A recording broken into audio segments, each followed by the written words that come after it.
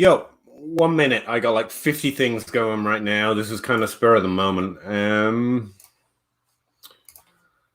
Didn't even share my screen. Where are we? All right, that'll do it. Yeah, and that. Right. So, Patreon, Connor. How you doing, Connor?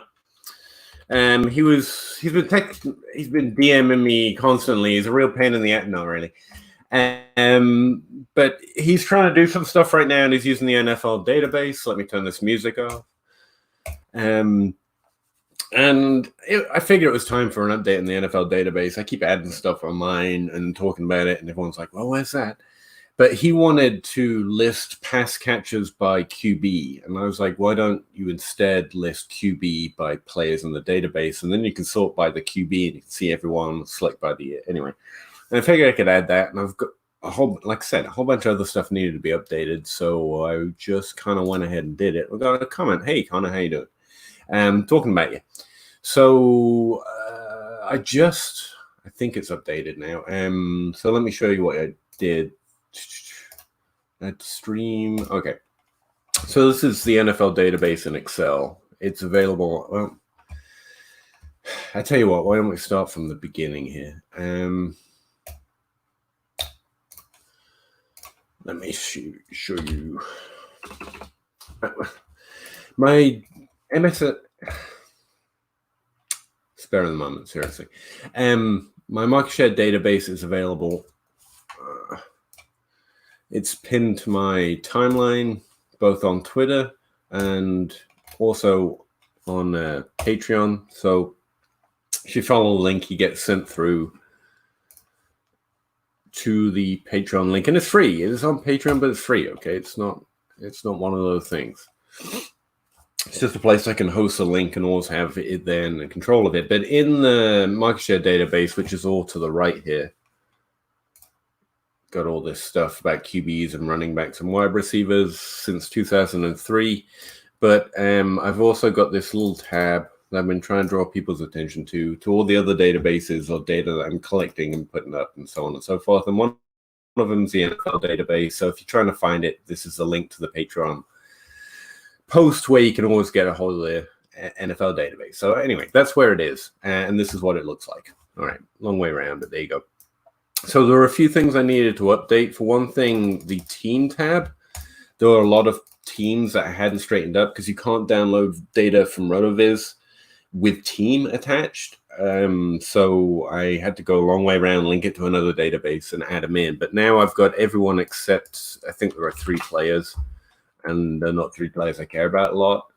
But I can fix those at some point. But it doesn't matter. Either way, so the team tab is now actually fixed. It should all be accurate. I noticed I'd taken these out, but I decided to put them back in.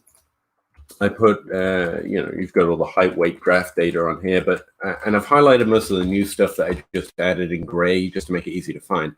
I added that QB1 tab. Hey, Spaceman.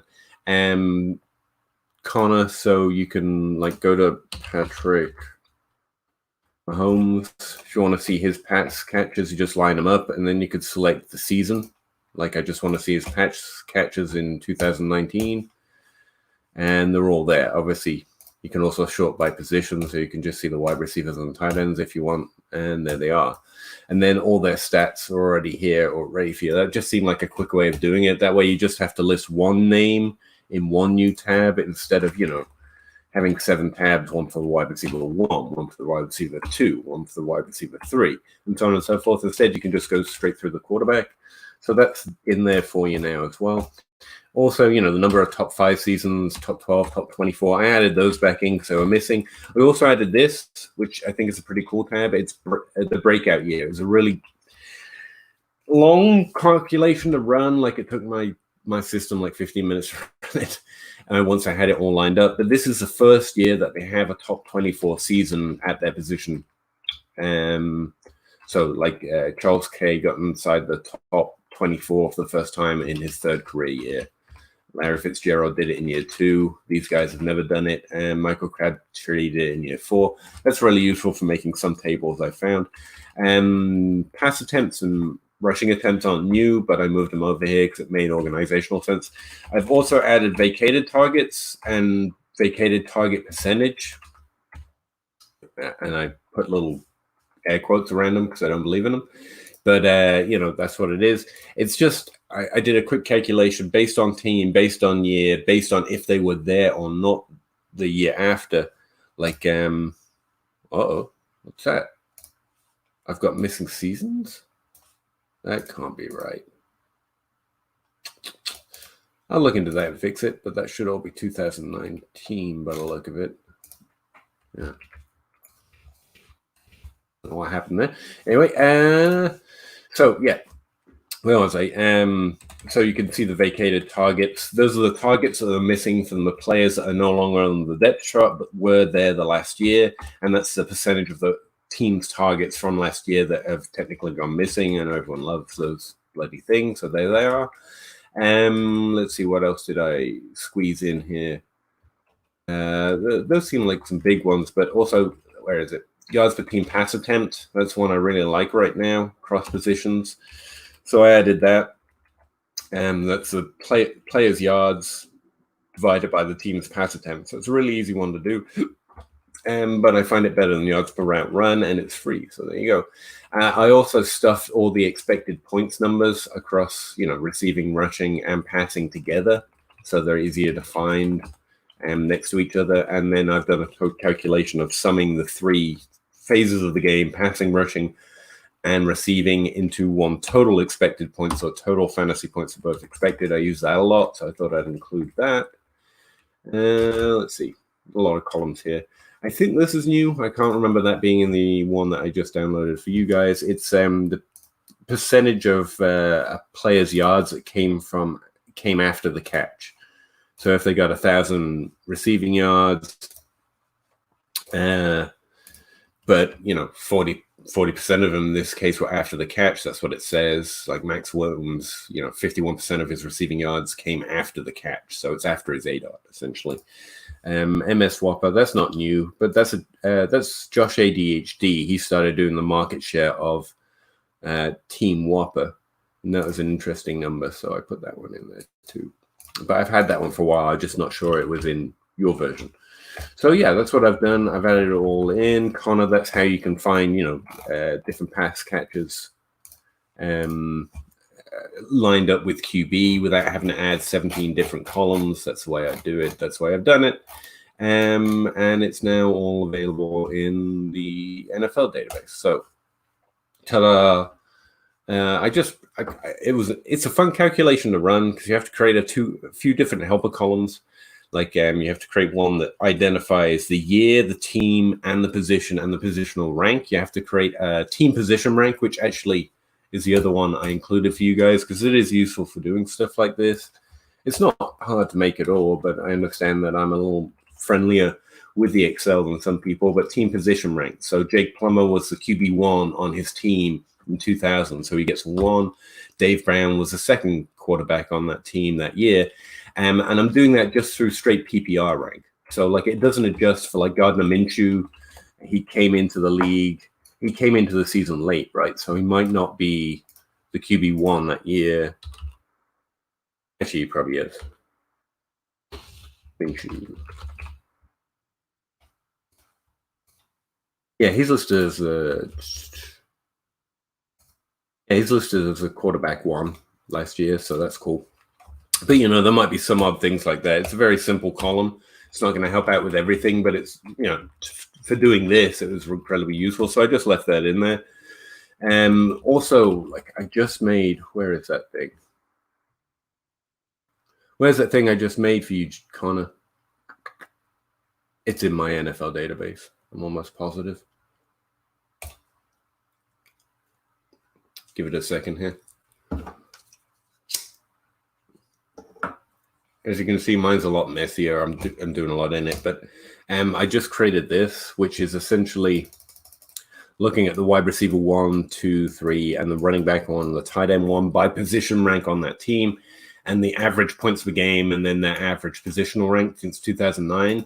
And all of that is just using that team position rank. Like that's the only helper column you really need to make this table. And I'm sure a lot of other columns that you can probably imagine making yourself. All I did is put a few helpers up here, wide receiver 1, search for that through an average if formula.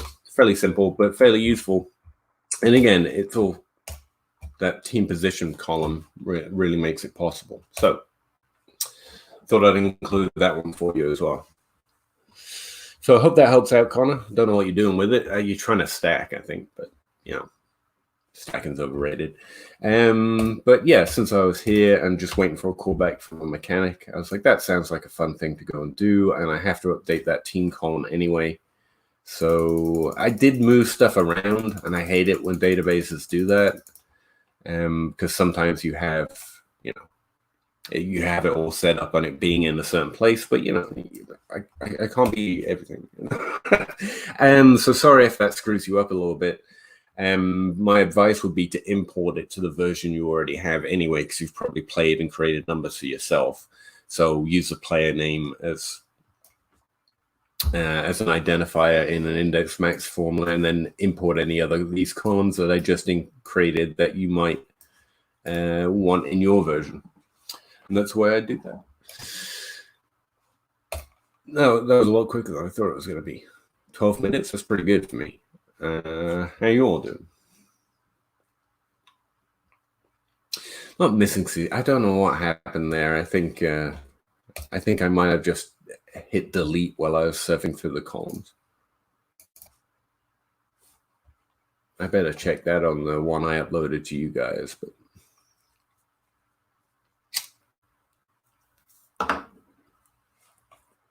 overly happy fingers sometimes. Yeah, there are no blanks in here. I don't know what that was. I think I accidentally hit a key when I was surfing through it there, talking to you guys. But yeah, there are no blank columns in the season, so they're all listed. That's scary for a second, though. Wizard. Yeah, it's not complicated. In fact, you can do most things as you can with coding, apart from scripting. Although Excel's trying to import that feature. And in Excel, it takes a lot longer. It takes longer to do shit because you can't write code and ask it to do it. You have to figure out a way. You have to create columns to accommodate what you're trying to do at any particular time, then have to figure out a way of conceptualizing the way you want Excel to visualize it. That's the majority disadvantage of Excel. It takes me, a couple of hours to do what you can probably do in 20 minutes in R or something like that. But other than that, it's pretty good once you get overly nerdy about it like myself. I got a million tabs open here, talking to different people about that.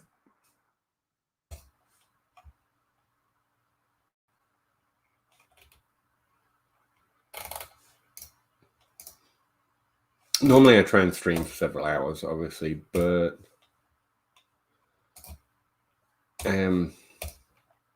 I can't. I got to go get my car back so I can get to work tomorrow. I'm actually going on a podcast tonight.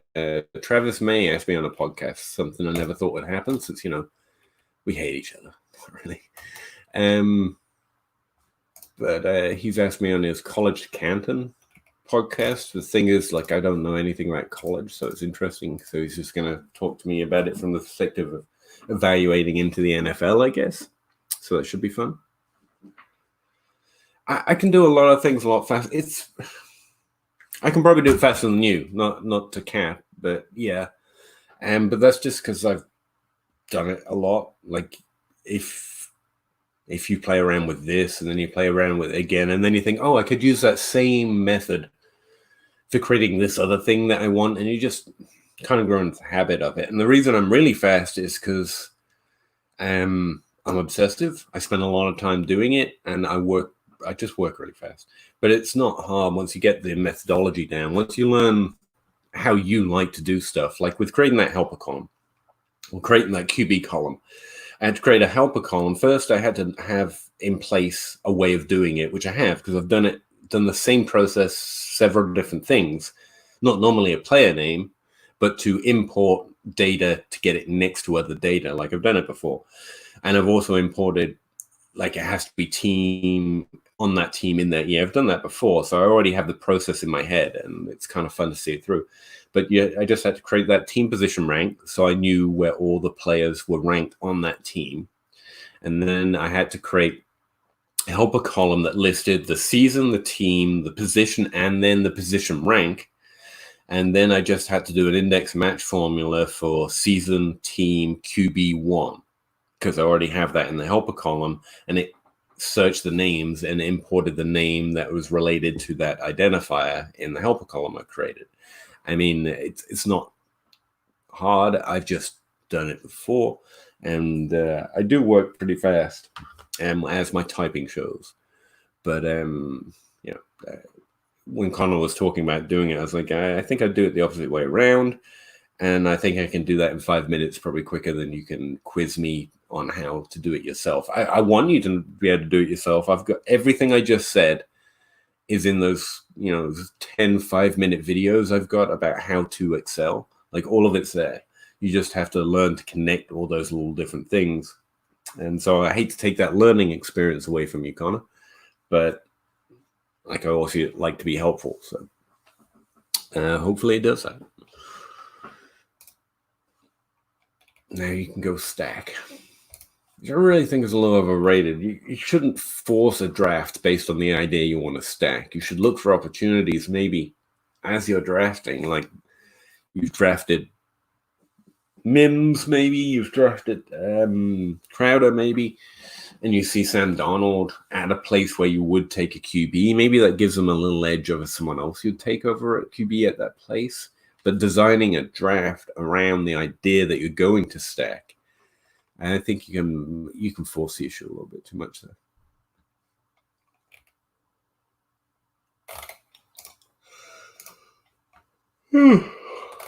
Tired.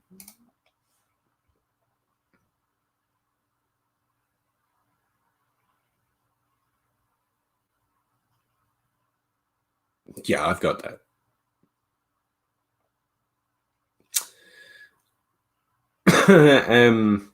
Depends what you mean by bin by ADOT. Like I have ADOT, I have AYards, I can bin it myself if I want to do. Like I've done targets over expectation, which was essentially binning ADOTs. Like how many targets do you get per game based on your ADOT? Here's the average. Here's what this player did. And that's one of the databases I've got linked, I think. But in terms of, percentage of targets within a given range, yeah, that's all. I think that's in the API data.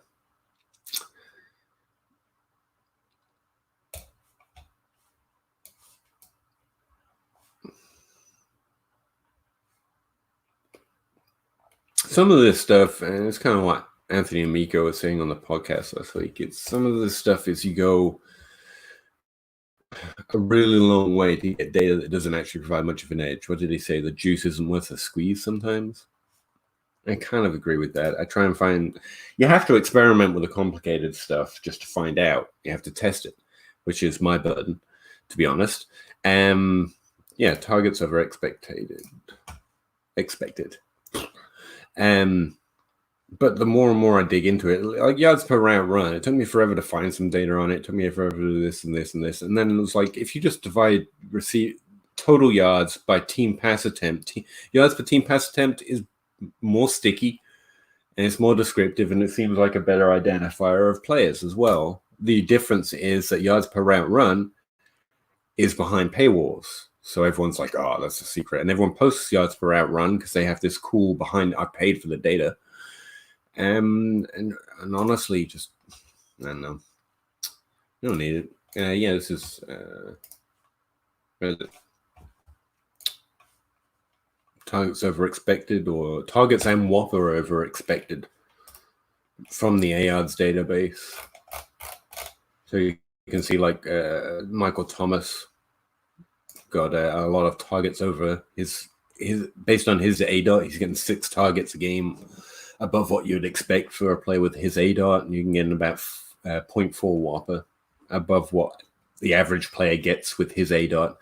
And I bin the A dot between 8 and 9. These are the bins right here. So Chris Gonwood has been between 10 and 11. Mike Thomas has been between 8 and 9. So on and so forth. I don't think that's what you were talking about, but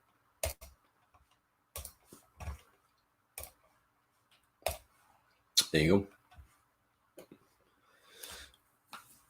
OBJ Baker's is a good stack, actually. OBJ's ADP is a little low, and Baker obviously has fallen somewhat. And what Connor was showing me is other people's research to show that a good way of targeting stacks is QBs with a lower A dot than the combined ADP of the pass catchers. So if you're expecting a lot of pass catchers, the QBs ADP can be too low.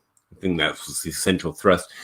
But here's the thing, even that little stacking table I just showed you, the top 7 QBs, the wide receiver 1 averages a higher points per game.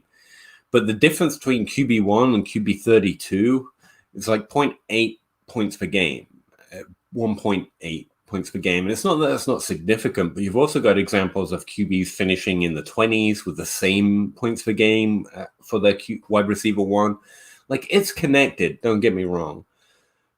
But don't get it twisted. Like, it's not like Allen Robinson hasn't been a top 12 QB wide receiver without a top 12 QB.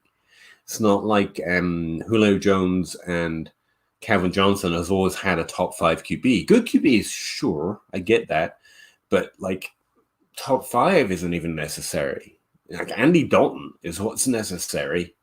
I will accept the bare minimum average, and then the player can really do it for you anyway.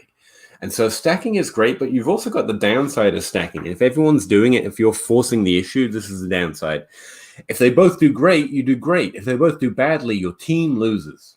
Not, I hope my other players can make up for it. Because of the correlation being such an advantage when they both have a good game, it's inversely negative when they both have a bad game. You're losing as much advantage as you get when they both do well. So it's great, but there is a downside. And if you're forcing on your draft, and everyone knows it's not like a secret edge. I mean, you can say stacking to someone that only listens to Matthew Berry, and that's no shade to people that just listen to Matthew Berry. But people who aren't degenerates, everyone knows what stacking is. Everyone's like, an opportunity to stack.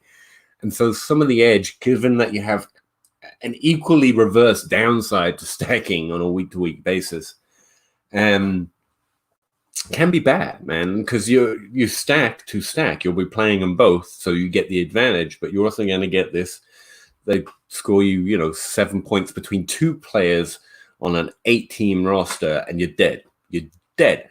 Whereas if you weren't stacked, you can have a bad QB game, and wide receiver 1 still goes off, or your wide receiver 2, or whatever it is, just like normal. So yes, there's an advantage to it. We should definitely be aware of it and look for stacking opportunities. All I was saying to Connor is don't go enter a draft thinking I am going to stack. Stack if possible. In the same way you don't go in going, I'm going to go running back heavy. I mean, some people do, good for them. Or I'm going to go 0 RB. You have to listen to the draft.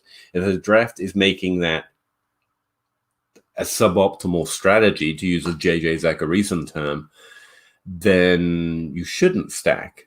Then you shouldn't go 0 RB. Then you shouldn't go running back heavy. Yeah, unfortunately, there's no generic advice that you can always apply. Well, there's generic advice you can give that you can shift between based on the way your draft's going.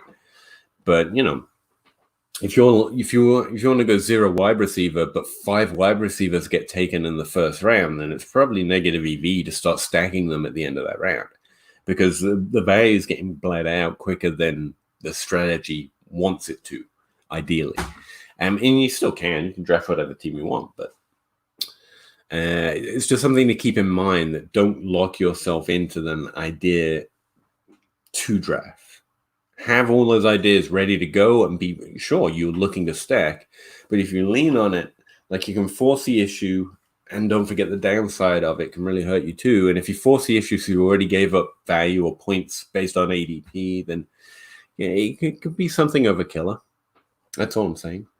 Smart people say to stack. I agree with them. It's just I know as a dumb person, I've heard smart people say something and I've forced the issue and then wondered why didn't it work? I did everything they said. Well, they probably wouldn't have done it in that draft based on the way the draft went and the position they had in that draft. Is the answer or the conclusion I've come to. Like, Stumpy's, I think, really big on Drew Lock this year. So I kind of want to get some Drew Lock. I don't get it. I really don't get that split. I don't see it in the player. But Stumpy's pretty good at QB evaluation. But that doesn't mean I take Drew Lock in the second round, as ADP sometimes says. I don't think Stumpy would do that either. But I could hammer Drew Lock really early in Superflex and then it not work out. And people are like, but Stumpy told me to. And the answer from Stumpy is, like, I didn't tell you to take him first overall. That wasn't what I said. That's a long, painful history of learning that lesson. Oh.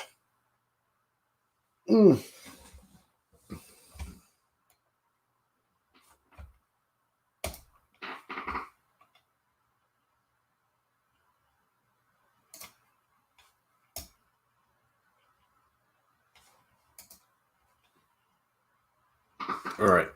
I'm going to get out of here, all four of you. Thanks for showing up. If you did, if you didn't, you can't hear me. So, and sorry, it's not very long. It was just literally I updated the NFL database, and I was like, it's going to be good to have a little video out just explaining some of the things I added, especially if some people depend on the way it's organized, just to apologize for that. I'm going to repost the link on Patreon as well. I mean, it's already available in the MS database, but I like to post the link again whenever I update something, just because I know very well how links get lost in the large feed of Google Docs that you've got to go look at. So I like to repost the link. Appreciate that. Yeah, I did see that. I'll go take a look at that when I can. I'll be interested to find out what you mean by it, like what bin. Or if we're on the same page about it. Appreciate that, guys, girls, and all you fantasy football addicts. Hope the grind's treating you well, and I will talk to you again next time. If you have any questions, DM me, man, or hit me up on Twitter at Pahowdy, as always. Appreciate that. Bye.